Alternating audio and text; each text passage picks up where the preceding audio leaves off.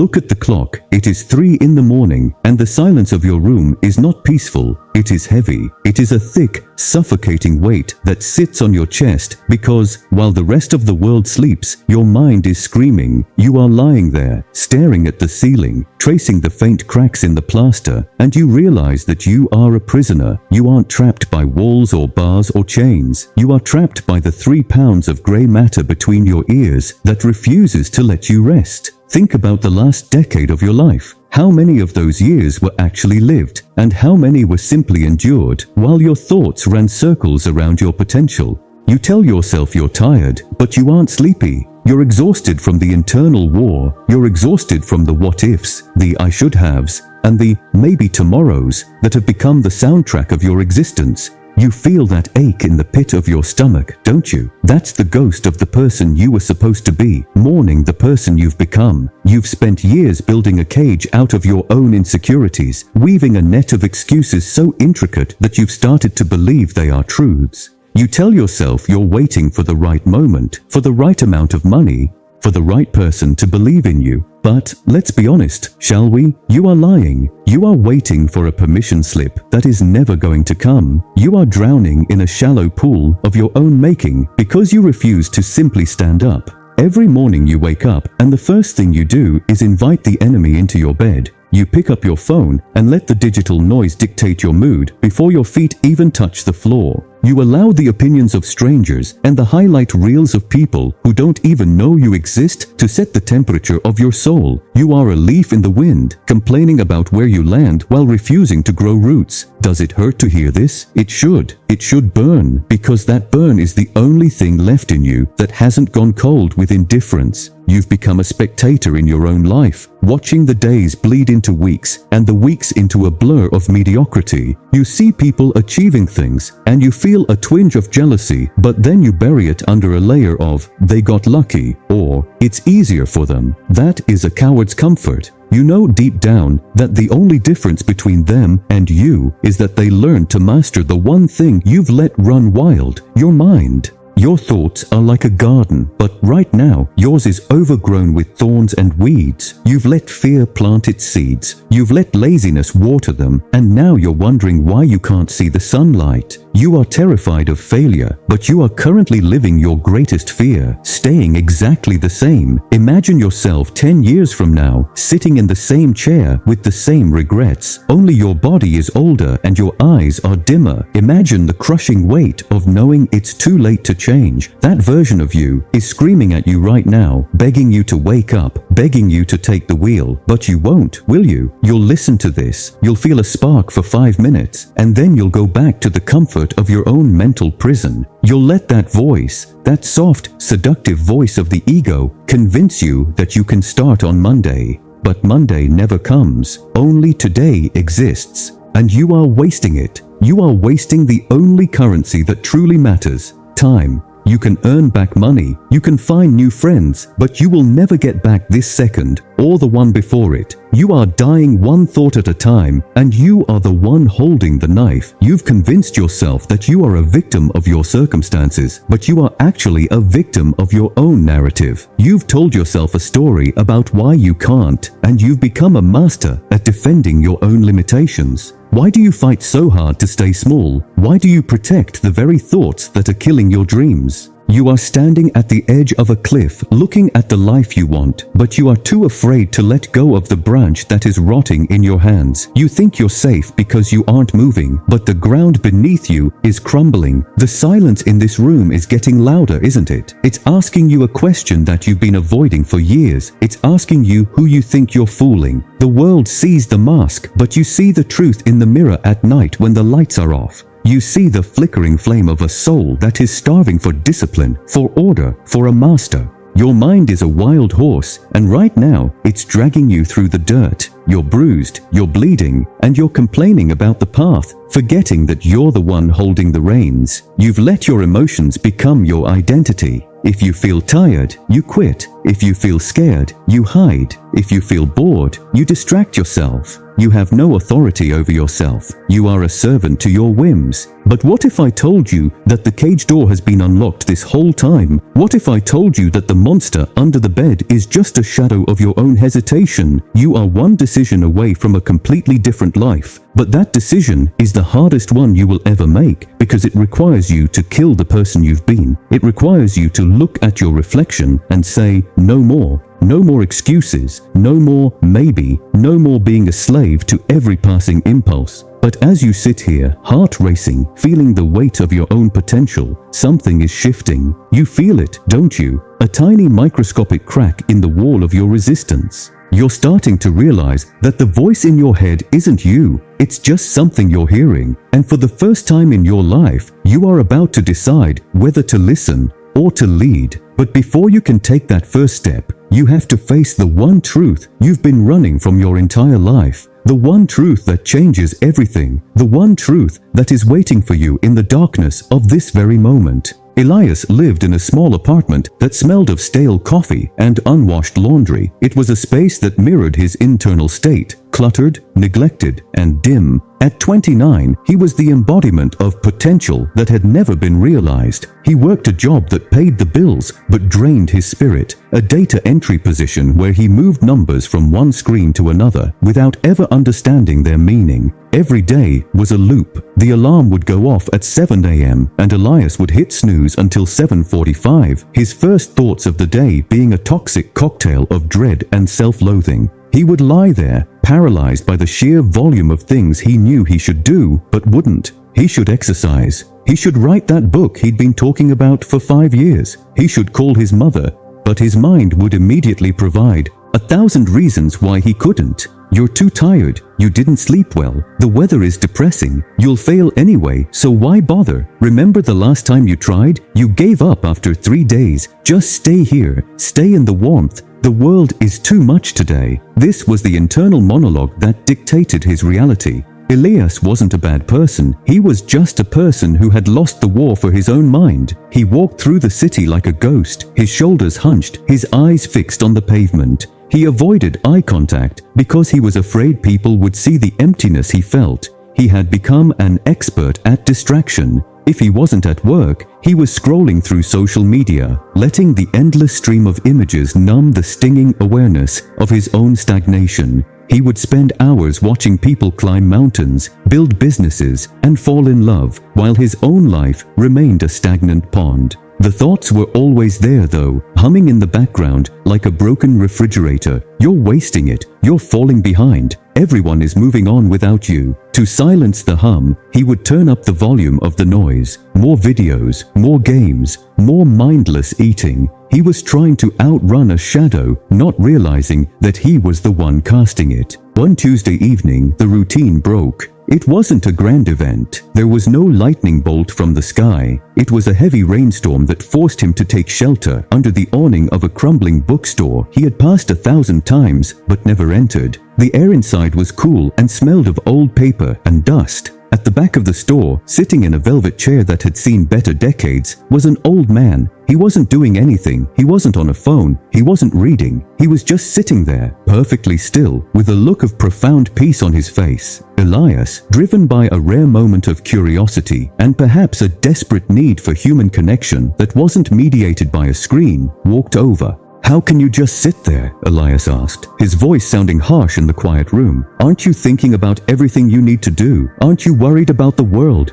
The old man looked up. His eyes were clear, almost unnervingly so. "I am thinking about exactly what I choose to think about," he replied softly. "Most people are not the masters of their homes. They are guests in a house where the servants have taken over and locked the owner in the basement. You look like you've been in the basement for a long time, young man." Elias felt a surge of anger. "You don't know me. You don't know how hard my life is. My mind won't stop. It's not a choice. It's like a storm I can't escape." The old man nodded slowly. "A storm is just weather, and you are not the weather. You are the sky. The sky remains, no matter how violent the storm, but you have forgotten how to be the sky. You have become the lightning and the wind, and you are tearing yourself apart." He stood up, his bones creaking. "If you want to change your life, you have to stop trying to stop the storm. You have to learn to sit in the center of it. Come back tomorrow if you want to learn how to walk through the rain without getting wet." Elias left the store feeling frustrated and cynical. Just more cryptic nonsense, he thought. He doesn't understand real anxiety. He doesn't understand the pressure. But that night, the silence of his apartment felt different. The old man's words, "The servants have taken over," echoed in his mind. He looked at his hands and realized they were shaking. He looked at his phone, glowing on the nightstand, and saw it for what it was, a leash. For the first time, he didn't pick it up. He lay in the dark and tried to find the sky the man had spoken of. He found nothing but chaos. He found a hurricane of regrets and fears that seemed to laugh at the idea of peace. He didn't sleep at all. The next day, Elias returned. He didn't know why. Maybe it was the fact that he had hit a wall so hard he could no longer pretend it wasn't there. The old man was waiting. He handed Elias a small empty glass. "Go to the tap and fill this with water," he said. Elias obeyed. "Now," the man said, "hold this glass out at arm's length. Don't let it drop." Elias laughed. "This is easy." 5 minutes passed. The glass began to feel heavy. 10 minutes passed. Elias's arm began to tremble. His shoulder ached with a dull, throbbing heat. After 15 minutes, the pain was agonizing. His mind was screaming at him to put it down. "This is stupid. This is pointless. You're hurting yourself for nothing. Just stop." "Put it down," the old man said. Elias let the glass clatter onto the table, his arm numb and shaking. "The weight of the glass didn't change," the man observed. "But the longer you held it, the heavier it became. Your thoughts are the same. A single worry is light, but you have been holding on to your worries for years. You are exhausted, not because your life is heavy, but because you refuse to put the glass down. You think that by thinking about your problems, you are solving them. You aren't. You are just fatiguing the muscle of your soul." "But how?" Elias whispered. "How do I put it down when I don't know how to let go?"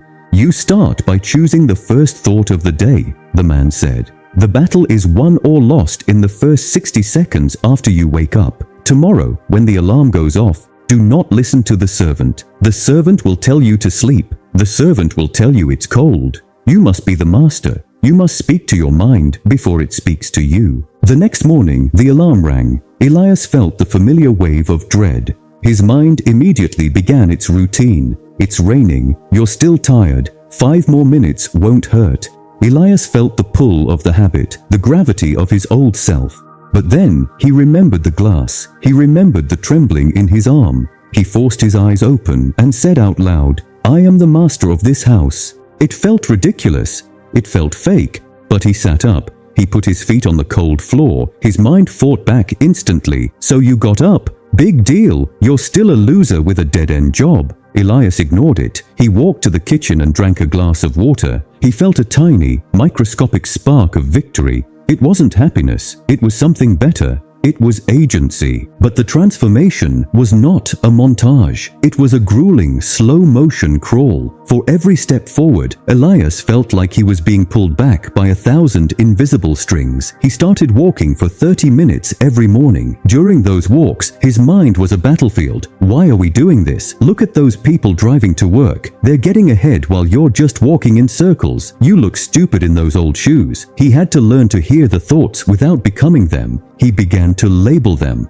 That is a thought of insecurity. That is a thought of laziness. That is a thought of fear. By naming them, he stripped them of their power. They were no longer the truth. They were just noises. Weeks turned into months. Elias began to change his environment. He cleaned his apartment, not because he wanted to, but because he refused to let his surroundings reflect a cluttered mind. He stopped eating the food that made him feel sluggish. He deleted the apps that stole his focus. Every time he felt the urge to distract himself, he would sit in the discomfort. He would feel the itch of boredom, the sting of loneliness, and he would simply observe it. He realized that most of his life had been an attempt to escape feelings that weren't actually dangerous. They were just uncomfortable. The internal resistance was relentless. One evening, after a particularly draining day at work, Elias sat at his desk with a notebook. He wanted to start planning a small business, something he'd dreamed of for years. The moment he picked up the pen, the wall went up. Who are you kidding? You don't have the capital. You don't have the experience. You're going to embarrass yourself. Just turn on the TV. You've earned a break. Elias felt the familiar heaviness in his chest. He felt the pull of the couch. He sat there for an hour, pen hovering over the paper, paralyzed. He went to see the old man again. "It won't stop," Elias said, his voice cracking. "I do the work, I wake up early, I stay disciplined, but the voice is still there. It's waiting for me to slip up. It's like I'm living with a ghost that hates me." The old man smiled, but this time there was a sadness in it. "The ghost never leaves, Elias. I am 80 years old, and the voice still tells me I am useless. The difference is that I no longer care what it has to say. You are waiting for the day when you no longer feel fear or doubt. That day will never come. Mastery is not the absence of the voice, it is the total disregard for its authority. You are still negotiating with your thoughts. You are still arguing with them as if they have a point. Stop arguing. Do the work while the voice screams. Let it scream until its throat is hoarse. It has no hands. It cannot stop you unless you give it yours." Elias went home and picked up the pen. The voice started, "You're failing. This is garbage." Elias didn't argue. He didn't try to think positive thoughts. He just wrote the first word, then the second. He wrote for 4 hours. The voice didn't stop, but at some point it became like the sound of traffic outside, faint, distant, and irrelevant. Months bled into a year. The physical changes were obvious. Elias was leaner, his posture was upright, and his eyes had lost their vacant stare. But the internal changes were profound. He had built a fortress inside his mind. He had developed a routine that acted as armor. 5 a.m. wake up. 5:15 a.m. cold shower, the ultimate exercise in mind over matter. 6 a.m. deep work on his business. 8 a.m. reflection and movement. He no longer waited to feel like doing something. He understood that feelings were the most unreliable compass in existence. He faced setbacks that would have crushed the old Elias. His first business idea failed. He lost money. He was rejected by investors. In the past, this would have been the proof his mind needed to retreat into the basement. "See, I told you, you're not cut out for this." But the new Elias looked at the failure as data. He analyzed the thoughts of shame and threw them away like trash. He realized that the only real failure was allowing a thought to stop his momentum. He became a student of his own psychology. He noticed how his thoughts tried to trick him with rational excuses. "You should take a break today so you don't burn out." He learned to recognize this as the sophisticated version of laziness. He learned that the mind is a master manipulator, capable of using your own logic against you. He stopped trusting his brain and started trusting his system. One day, Elias found himself back at the bookstore. He wanted to thank the old man, to tell him that he had found the sky, but the velvet chair was empty. The shop owner told him the old man had passed away a few weeks prior. Elias sat in the chair, the very place where his journey had begun. He closed his eyes. The store was quiet, but his mind was not. It was still producing thoughts, still humming with the energy of 1,000 different directions. But Elias was still. He was the center of the storm. He realized that the old man hadn't given him a secret formula. He had given him a mirror. He thought about the millions of people living exactly as he used to, as prisoners of their own mental noise. He felt a profound sense of responsibility. Success, he realized, wasn't about the money he was finally starting to earn or the recognition he was receiving. Success was the fact that he could sit in a room alone and not be afraid of his own head. He had reclaimed his house. The servants were back in their place, and the master was in the counting room. Elias walked out into the rain, the same kind of rain that had driven him into the store a year ago. He didn't run for cover. He didn't hunch his shoulders. He walked with purpose, feeling the cold water on his skin, hearing the thunder in the distance. He was wet, yes. He was cold, yes. But he was free. He understood that the greatest power a human being can possess is the power to choose one thought over another. It is the only true freedom we have in a world we cannot control. You are listening to this because you are where Elias was. You are tired of the noise. You are tired of being bullied by a voice that has never done anything for you. You are tired of the what-ifs and the somedays. The reason you haven't changed isn't that you lack talent or opportunity. It's that you have given your mind's remote control to a toddler who is addicted to fear and comfort. You think you are your thoughts. You aren't. You are the one observing them, and the moment you realize that, the cage door swings open. But you have to be willing to walk out. You have to be willing to face the cold air of reality without the blanket of your excuses. You have to be willing to be the master, which means you have to be willing to be unpopular with yourself. You have to say no to the part of you that wants to quit. You have to say no to the part of you that wants to hide. Look at your life.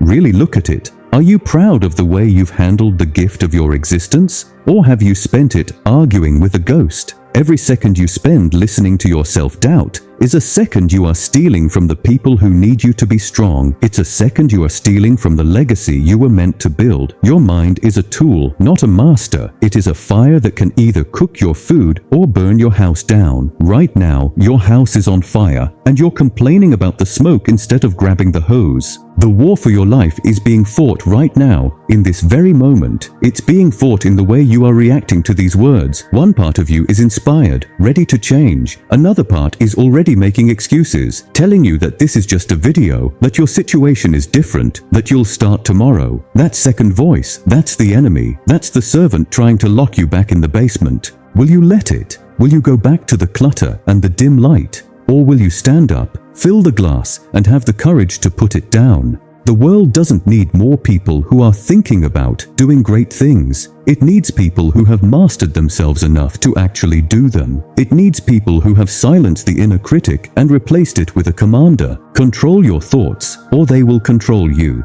There is no middle ground. You are either the architect of your destiny or the prisoner of your history. The choice happens every morning. It happens every time you feel tired. It happens every time you face a challenge. Who is in charge? The man who is afraid of the rain, or the man who knows he is the sky? Now, I want you to stop. Don't move. Don't check your notifications. Don't look away. I want you to feel the space between your thoughts. I want you to find that silent observer who has been waiting for you to come home. That is the real you. That is the master, and the master has work to do. You have spent enough time being a spectator. You have spent enough time being a victim of your own biology. It is time to take the reins. It is time to build the fortress. It is time to show the world what happens when a human being decides to take total responsibility for the contents of their mind. This is your wake-up call. Not because I said so, but because you know I'm right. You can feel it in your bones. You are tired of your own bullshit. You are tired of being small. The version of you that achieves everything you've ever dreamed of is waiting on the other side of 1,000 no's to your own excuses. Are you ready to be the master of your house, or are you going to let the servants keep the keys? The clock is ticking. The sun is going to rise whether you are ready or not. The question is, who will be the one to greet it? The slave to the snooze button or the master of the morning? This is where the story ends for Elias, but it's where yours begins. But stories are just words until they are lived. So, what is the first thought you are going to kill today? What is the first excuse you are going to bury? Don't tell me, show yourself. The silence is back, but this time it isn't heavy, it's empty, and you are the one who gets to decide what to fill it with. Choose wisely because your life depends on it. The challenge. I want you to prove to yourself that you are in control. For the next 7 days, I challenge you to wake up 30 minutes earlier than usual and spend the first 10 minutes of your day in total silence. No phone, no music, no distractions. Just you and your mind. Observe the thoughts that come up and practice saying no to the ones that try to pull you back to bed. If you are ready to take back the keys to your life, comment "I am the master" below. Tell us one specific thought or habit you are going to stop negotiating with today. Your journey doesn't end here. It starts with the next decision you make. If this story moved you, hit the like button to help it reach someone else who is trapped in their own basement. Subscribe to join a community of people who are committed to mastering their minds and reclaiming their potential. The storm is raging, but remember, you are the sky. Go be great.